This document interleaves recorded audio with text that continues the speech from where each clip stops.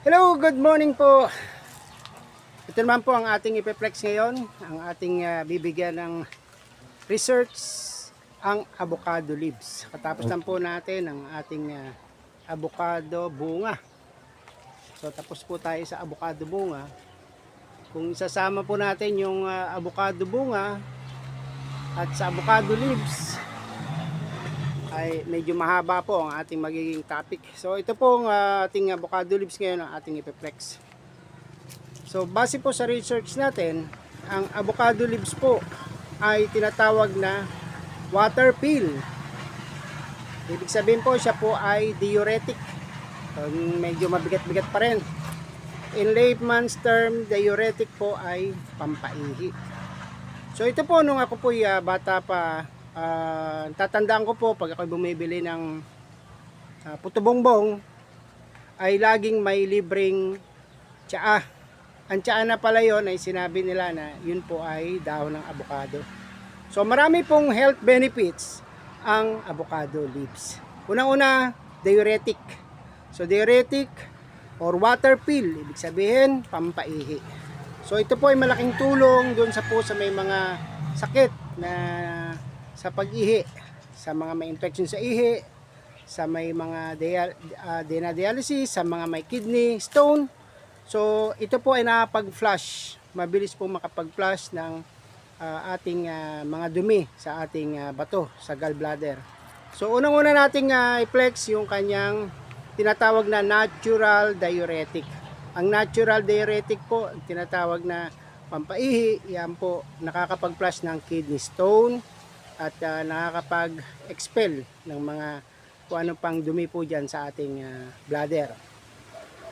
Yan po yung number 1. Ang number 2 po naman na benepisyo ng ayan po, avocado leaves ay antioxidant. Mayaman po siya sa antioxidant. So pag alam naman natin, antioxidant ay marami pong tulong yan para po hindi tayo magkaroon ng cancer. Ano po? Antioxidant, malaking tulong din po yan para hindi tayo magkaroon ng mga bakterya.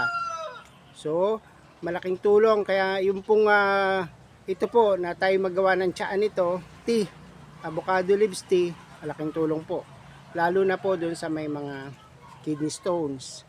Yan, malaking tulong po. Number 3, improve yung insulin sensitivity.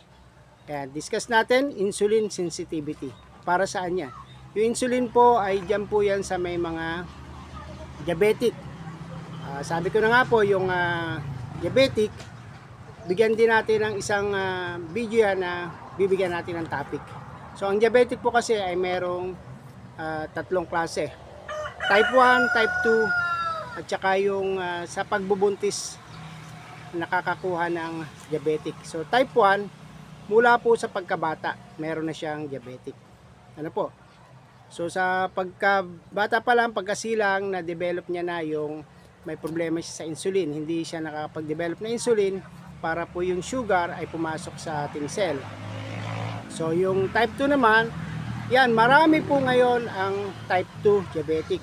Yan po ay nakukuha sa lifestyle. Kagaya na ng mga kabataan ngayon, may mga trabaho, hindi na nakapag-exercise, minsan trabaho overnight, minsan trabaho sa call center, lagi nakaupo, wala na pong time mag-exercise. Tapos yung kanilang pagkain, yung mga dinideliver, mga fast food, mga noodles. So yan po ang kailangan improve para po hindi ma-develop yung type 2 diabetic. And type 2 diabetic naman po kayang gamutin, no? Kung mahabol pa, wag mo na mag-insulin. Ito muna, herbal, gamot, kumonsulta sa doktor. So yun, bibigyan naman natin ng isang video na topic yung tungkol sa diabetic. So nakakapag number 3 nating benepisyo ng avocado leaves ay sa insulin sensitivity. Tapos number 4, yung bacterial infection. Sa may mga sugat, nakakapag-pagaling po para po yung mga bacterial infection hindi lumala. Number 5, lower cholesterol level. Sa mga ano naman po natin yan.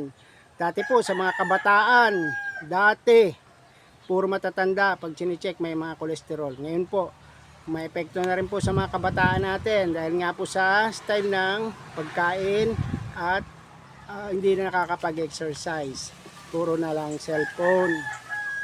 So yun po yung mga benepisyo ng avocado leaves. So bigyan natin uli ng wrap up yung key benefits.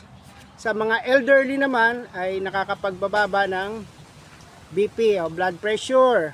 Ayan, sa ating mga makakapagbababa siya sa systole saka sa diastole. So ibig sabihin yung 'di ba nagbabasa tayo ng normal natin ng 110/70, yung pong nasa taas ay systole, yung nasa baba ay diastole. Yan, nakakapagpababa po siya niyan. So sa mga may high blood makatulong siya. And then number 2 key benefits, kidney health. So yung ating acting siya as diuretic, nakakalinis po siya sa ating kidney dahil pag nag-increase ka ng pag-ihi ay malilinis din po yung ating kidney stone. And then number 3 key benefits, yung antioxidant, blood sugar control, nakapag-improve po siya ng blood sugar control. So sa mga diabetic, marami po talagang nalaman ito na humingi ng mga dahon dito para gawing tsaa. Then anti-inflammatory.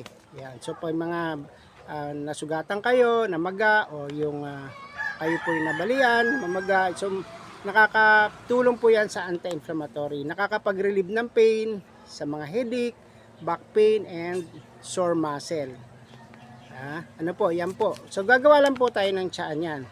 Tandaan, always consult your doctor kapag kayo po may sakit. So yan, pakita ko sa inyo kung gaano karami ang dahon ng ating avocado.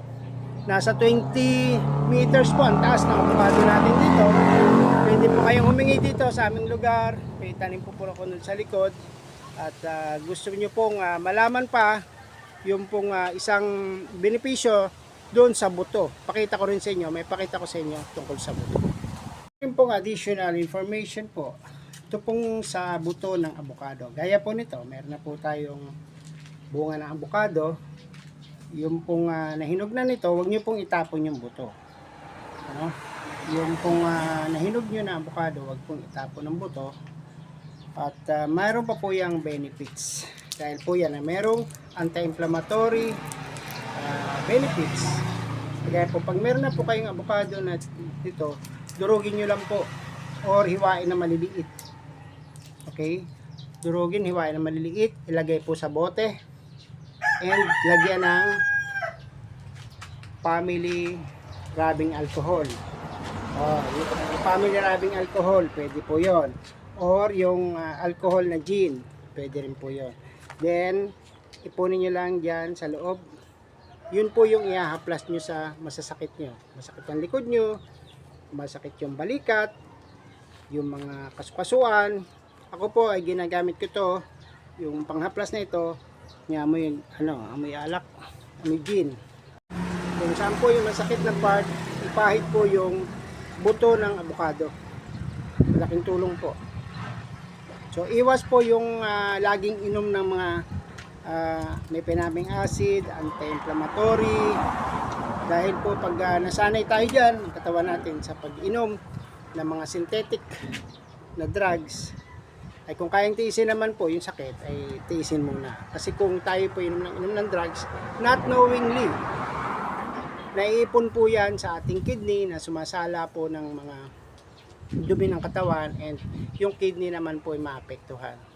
Kaya meron po kayong alam tungkol sa herbal po muna ang inyong inumin at ihaplas dahil pangalagaan natin ang ating kidney. Yun lang po. Let's take care of our health dahil ang ating health ay ating wealth. Yan. May pasyal pa ako sa inyo yung mga tubo ng avocado. Pakita ko sa inyo.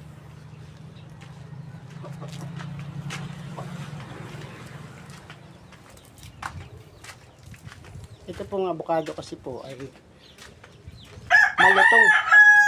Marupok po yung arm niya. So dito may naputol po tayo nung magbagyo na avocado. Ito pong puno na to. So tinabtab na po natin ito dyan. pinutol na, pero buhay pa rin siya, nabuhay. So yung mga dahon na ito, kung kailangan nyo po, bibigay po tayo ng dahon sa inyo, dahon ng avocado. Yan. Ito pa yung klaseng avocado na bilog, ayan nasa taas, bilog na avocado yan. Yan po yung magagandang klaseng avocado, yung bilog. Pero maganda rin po yung yung debote. Mas pino po kasi yung ating bilog na avocado. Ayan. So sunod po nating maging topic, pwede po kayong mag-leave ng comment kung ano niyo po yung gustong malaman tungkol sa ating mga herbal. Pwede pong mangga, marami tayo ditong mangga. Pwede rin pong sambong, tatanim po tayo ng sambong. Pwede rin po yung bugnay, meron din po tayong bugnay dito. Ito po, bugnay po yan, puno ng bugnay. Meron din po tayong bayabas. So sunod-sunod din po natin yung topic na yan para sa mga herbal. Kung ano po yung mga tanim nyo dyan, hindi nyo alam, ay meron po yung herbal benefit. Meron din po tayong suha. Meron din tayong sampagita. Ayan. So, salamat po. Mag-leave lang po kayo ng comment at paki-share para po marami po tayong may share na educational tungkol sa herbal. Ito po muli si Dong Tikidong.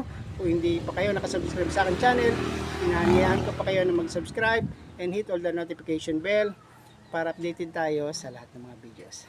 See you! Shoutout nga pala sa Team Ruel Lipat, sa Team Kapuso, sa Team Masipag, sa Team Dynamics, at sa lahat ng mga followers, shoutout sa ating family.